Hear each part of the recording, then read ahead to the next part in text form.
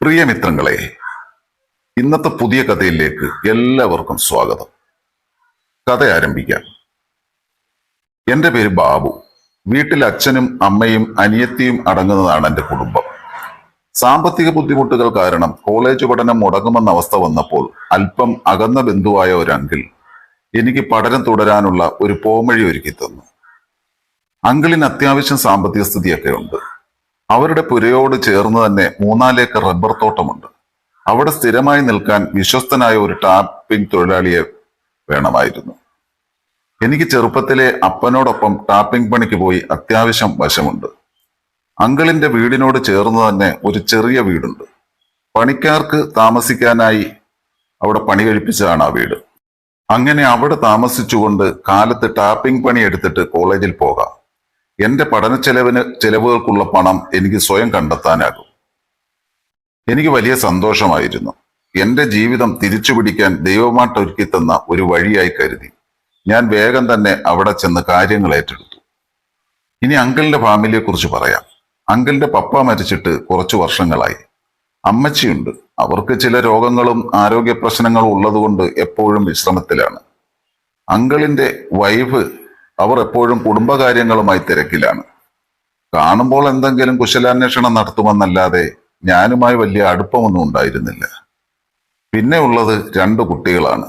7-ലും 4-ലും പഠിക്കുന്ന 2 ചെക്കന്മാർ. ഞാൻ അവിടെ ചെന്നത് എല്ലാവർക്കും സന്തോഷമായിരുന്നു. അവിടുത്തെ ആന്റിയുടെ പേര് സിനി എന്നാണ്. ഒരു 10-35 വയസ്സ് കാണും. അത്ര തടിയില്ലാത്ത, എന്നാൽ ആവശ്യത്തിന് തടിയൊക്കെ ഉള്ള ഒതുങ്ങിയ ശരീരപ്രകൃതി. ഞാൻ അവിടെ താമസമാക്കും വരെ എനിക്ക് അവരോട് മറ്റൊരു രീതിയിൽ താല്പര്യമൊന്നും ഉണ്ടായിരുന്നില്ല. എന്നാൽ അങ്കിളിന്റെ ഫാമിലിയോടൊപ്പം ആണെന്നറിഞ്ഞ ചില ഇടങ്ങേറ് സുഹൃത്തുക്കൾ ആന്റി എങ്ങനുണ്ടെന്നും പീസാണോന്നും ഒക്കെ ചോദിച്ചപ്പോൾ മുതൽ ഞാൻ സിനി ആന്റിയെ കൂടുതൽ ശ്രദ്ധിക്കാൻ തുടങ്ങി.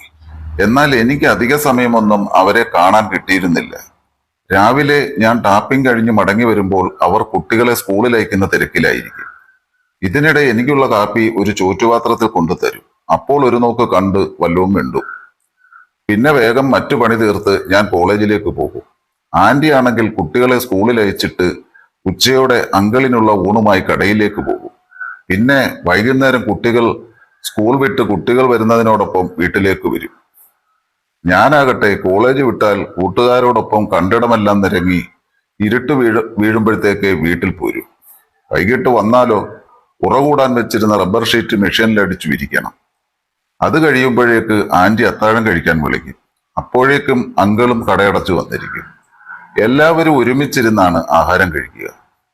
ആ അവസരത്തിൽ തെറ്റിദ്ധരിപ്പിക്കാത്ത വിധത്തിൽ ഒതുക്കത്തിൽ ഞാൻ ആന്റിയുടെ സൗന്ദര്യം ആസ്വദിക്കും. പക്ഷേ ഒന്ന് മുട്ടി നോക്കാനുള്ള സാഹചര്യമൊന്നും ഉണ്ടായിട്ടില്ല കേട്ടോ. കോളേജിലാണെങ്കിൽ കൂട്ടുകാർ ഡെയിലി ആന്റിയെ മുട്ടി നോക്കാൻ ഉപദേശവും എന്റെ കഴിവില്ലായ്മ കൊണ്ടാണ് എന്നൊക്കെ പറഞ്ഞ് എന്നെ പരിഹസിക്കും. അവരെന്നെ ഉദ്ബോധിപ്പിച്ചുകൊണ്ടിരുന്നു. പക്ഷേ വെറുതെ അവരെ കയറി മുട്ടി എന്റെ ഉള്ള കഞ്ഞി പാറ്റായിടുന്നത് വിഡ്ഢിത്തരമായിരിക്കുമെന്ന് എനിക്ക് ബോധ്യമുണ്ടായിരുന്നത് കൊണ്ട് അവിവേകമൊന്നും പ്രവർത്തിക്കാതെ 3-4 മാസം മുന്നോട്ട് പോയി. അങ്ങനെ ഇരിക്കെ ഒരു ദിവസം കോളേജിൽ സ്ട്രൈക്ക് ഉണ്ടായി. കോളേജില്ലാതെ ഉച്ചയോടെ ഞാൻ വീട്ടിലെത്തി. വെളുപ്പാൻ കാലത്ത് 3-4 മണിക്ക് ആകുമ്പോൾ റബ്ബർ ടാപ്പ് ചെയ്യാൻ പോകുന്നത് കൊണ്ട് എനിക്ക് എപ്പോഴും നല്ല ഉറക്കക്ഷീണം ഉണ്ടാകാറുണ്ട്. ഞാൻ കിട്ടിയ പകൽ നല്ലവണ്ണം ഒന്ന് ഉറങ്ങി. വൈകിട്ടൊരു 4:30 വരെ സുഖമായി ഉറങ്ങി. എന്നിട്ട് എഴുന്നേറ്റപ്പോൾ അങ്കിളിന്റെ കുട്ടികളുടെ ബഹളം കേട്ടു. ഞാൻ ചെറിയ ജനാല തുറന്ന് അങ്കിളിന്റെ വീടിന് നേരെ നോക്കി. തിണ്ണയിൽ കുട്ടികൾ ഇരിപ്പുണ്ട്. ആന്റി വന്ന് അവർക്ക് ചായയും പലഹാരവും കൊടുക്കുന്നു. തിണ്ണയുടെ മൂലയിൽ ചാരുകസേരയിൽ ഇരുന്ന വല്യമ്മ ഞാൻ ഇന്ന് കോളേജ് വിട്ട് നേരത്തെ വന്നിട്ടുള്ള കാര്യം ആന്റിയോട് പറഞ്ഞു. അത് കേട്ടിട്ടാകണം ആന്റി കാപ്പി കുടിക്കാൻ എന്നെ വിളിക്കുന്നത് കേട്ടു. എങ്ങനെ അവരുടെ അടുത്തേക്കൊന്ന് ചെല്ലുമെന്ന് ആലോചിച്ചിരിക്കുമ്പോഴാണ് ആന്റിയുടെ വിളി. ഞാൻ വേഗം മുഖമൊക്കെ ഒന്ന് കഴുകി മുടി കോതി കണ്ണാടിയിൽ ഗ്ലാമറൊക്കെ ഒന്ന് ഉറപ്പുവരുത്തിയിട്ട് വേഗം ചെന്നു. ആന്റി കടയിൽ നിന്നും വന്നിട്ട് ഡ്രസ്സ് മാറിയിട്ടില്ല. ഒരു ചുരിദാറും തുടയുടെ അളവൊക്കെ വെളിവാക്കുന്ന ഒരു ലെഗിൻസുമാണ് ഇട്ടിരിക്കുന്നത്. ഞാൻ കുട്ടികളോട് കളി പറഞ്ഞ് തിണ്ണയിലിരുന്നു. ആന്റി വന്ന് എനിക്ക് ചായ തന്നു. ചായ തരാൻ കുനിഞ്ഞപ്പോൾ ഞാൻ ആക്രാന്തത്തോട് ആന്റിയെ ഒന്ന് നോക്കി. അവർ തിരിഞ്ഞു നടക്കുമ്പോൾ അവരുടെ ഹൗസിങ്ങിന്റെ ചലനങ്ങൾ ആസ്വദിക്കാനായി ഞാൻ പിന്നെയും ചുഴിഞ്ഞൊന്ന് നോക്കി. പക്ഷേ അവിടെ ഇരുന്ന വല്യമ്മച്ചി അത് ശ്രദ്ധിച്ചോ എന്നെനിക്കൊരു ടെൻഷൻ പെട്ടെന്നുണ്ടായി. ഞാൻ വല്യമ്മച്ചിയെ നോക്കിയപ്പോൾ ഞാൻ വിചാരിച്ചതുപോലെ അവർ എന്നെ നോക്കി തന്നെ ഇരിക്കുകയായിരുന്നു. എനിക്ക് ചെറിയ ജാള്യത തോന്നി. പക്ഷേ അവർ സൗമ്യതയോടെ എന്റെ വീട്ടിലെ വിശേഷങ്ങളെ പറ്റിയൊക്കെ ചോദിച്ചു. എന്റെ ഉള്ളിൽ ചെറിയ കള്ളത്തരം ഉള്ളതുകൊണ്ടാകും എനിക്ക് ടെൻഷൻ ഉണ്ടായതെന്ന് ഞാൻ ഓർത്തു. അല്പം കഴിഞ്ഞപ്പോൾ കുട്ടികൾ അടുത്തുള്ള ഒരു വീട്ടിൽ ട്യൂഷന് പോകാൻ ഇറങ്ങി. ഞാൻ അല്പനേരം കൂടി വല്യമ്മച്ചയോട് സംസാരിച്ച് ബോറടിച്ചിരുന്നു. പക്ഷെ ആന്റി പിന്നെ പുറത്തോട്ട് വന്നതേയില്ല. ഇരുന്ന് മുഷിഞ്ഞപ്പോൾ ഞാൻ എന്നാ പിന്നെ നേരത്തെ ഷീറ്റ് അടിച്ചിട്ടേക്കാമെന്ന് കരുതി മിഷൻ പുരയിലേക്ക് പോയി. ഷീറ്റ് അടിക്കുന്നതിനിടെയെല്ലാം ഞാൻ ആന്റിയെക്കുറിച്ച് തന്നെ ആലോചിച്ചു. കിട്ടാക്കനികളോട് അമിതമായ ഭ്രമം തോന്നുന്നത് മനുഷ്യന്റെ ഒരു പ്രത്യേകതയാണ്. എനിക്ക് ഇന്നേ വരെ സിനി ആന്റിയുടെ വിരൽത്തുമ്പിൽ ഒന്ന് സ്പർശിക്കാൻ പോലും കഴിഞ്ഞിട്ടില്ല. എന്നെപ്പോലെ ആരോഗ്യവാനും യൗവനമുക്തനുമായ ഒരു ചെറുപ്പക്കാരൻ സൗകര്യപ്രദമായ അകലത്തിൽ ഉണ്ടായിട്ടും അവർക്ക് യാതൊരു ഇളക്കവും ഉണ്ടായിട്ടില്ല. അല്ല, അവർക്കതിന്റെ ആവശ്യവും ഉണ്ടായിരിക്കില്ല. അങ്കിളാണെങ്കിൽ ആരോഗ്യ ദൃഢഗാത്രനായ ഒരു 40-കാരനാണ്. ആന്റിയേക്കാൾ നല്ല നിറവും നല്ല മുഖസൗന്ദര്യവുമുണ്ട്. ദുശീലങ്ങൾ യാതൊന്നുമില്ല. അന്തസ്സായി കുടുംബം നയിക്കുന്ന ഒരു പുരുഷൻ. ആന്റിക്ക് ആൾക്കാരെ തിരക്കി പോകേണ്ട കാര്യമില്ല. ഞാൻ ഇങ്ങനെയൊക്കെ ചിന്തിച്ച് അലക്ഷ്യമായി ഷീറ്റ് അയയിൽ വിരിച്ചുകൊണ്ട് നിൽക്കുമ്പോൾ ആരോ നടന്നു വരുന്ന ശബ്ദം കേട്ടു. തിരിഞ്ഞു നോക്കിയപ്പോൾ എന്റെ സ്വപ്ന റാണി അതാ വരുന്നു. ആന്റി. ഞാൻ നോക്കിയപ്പോൾ മനോഹരമായ ഒരു മന്ദഹസ്തോടെ ചോദിച്ചു, കോളേജ് ഇല്ലായിരുന്നുകൊണ്ട് പണിയൊക്കെ ഇന്ന് നേരത്തെ തീർന്ന് അല്ലേ? ഞാൻ അതേന്ന് പറഞ്ഞു. മെല്ലെ മര്യാദയോട് ചിരിച്ചു. ആന്റി അടുത്തെത്താറായപ്പോഴാണ് ശ്രദ്ധിച്ചത് അവരുടെ കയ്യിൽ ഒരു പ്ലാസ്റ്റിക് ബക്കറ്റിൽ കുറച്ച് തുണി. ഷീറ്റുപുരയുടെ പിന്നിൽ ചെറിയൊരു തോടുണ്ട്. അതിന്റെ അരികിൽ ഒരു കൈത്തോടും ഒഴുകുന്നുണ്ട്. അതെല്ലാം അങ്കിളിന്റെ പറമ്പിനുള്ളിൽ തന്നെയാണ്. ആ തോട്ടിൽ അത്യാവശ്യം നല്ല തെളിഞ്ഞ വെള്ളമൊഴുക്കുണ്ട്. ആന്റി അവിടെ തുണി അലക്കാനുള്ള പോക്കാണ്. ഞാൻ ചോദിച്ചു, എന്താ ആന്റി തുണി കഴുകാൻ തോട്ടിലേക്ക് പോകുന്നേ? വാഷിംഗ് മെഷീൻ കംപ്ലൈന്റ് ആണോ?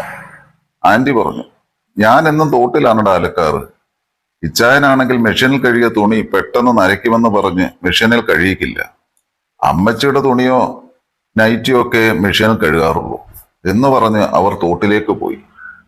ഞാൻ താമസിക്കുന്ന ഷെഡിലേക്കും കയറിപ്പോയി. ഷെഡിലെത്തി കുറച്ചു കഴിഞ്ഞപ്പോഴാണ് മൊബൈല് ഷീറ്റ് മെഷീൻ പുരയിൽ വെച്ച് മറന്നുപോയത് ഞാൻ ഓർത്തത്. ഞാനത് എടുക്കാനായി ചെന്നപ്പോൾ താഴെ സിനി ആന്റി തുണിയലക്കുന്ന ശബ്ദം കേട്ടു. എനിക്കൊരു ചെറിയ കൗതുകം തോന്നി. സീൻ വല്ലതും കാണാൻ കിട്ടുമോ? ഞാൻ പതിയെ പരിസരം നിരീക്ഷിച്ചു. അതിന്റെ ആവശ്യമൊന്നുമില്ല. കാരണം പുറത്തുനിന്നാരും തോടിന്റെ ആ ഭാഗത്തേക്ക് വരില്ല.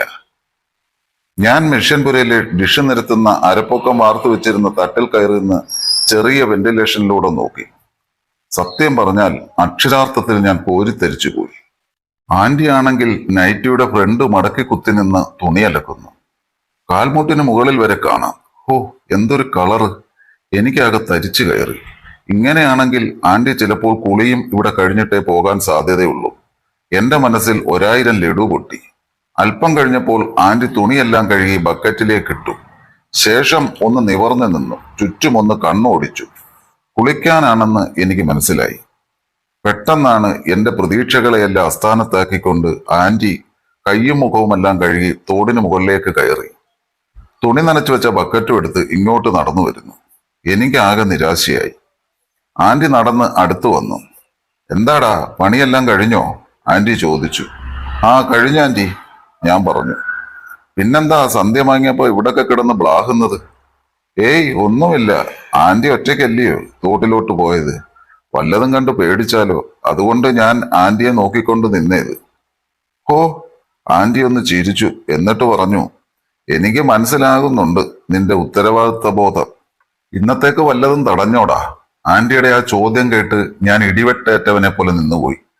ഞാനൊന്നും മിണ്ടിയില്ല. ഞാൻ അവിടെ നിന്ന് കാണുന്നുണ്ടായിരുന്നു നിന്റെ നോട്ടവും വിറയലുമൊക്കെ. ആന്റി ബക്കറ്റ് താഴെ വെച്ചു. എന്നിട്ട് ഒരു കള്ളച്ചിരിയോടെ ഷീറ്റുപുരയ്ക്കകത്തേക്ക് കയറി. എന്ത് ചെയ്യണമെന്നറിയാതെ ഞാനും പതിയെ അകത്തേക്ക് നടന്നു.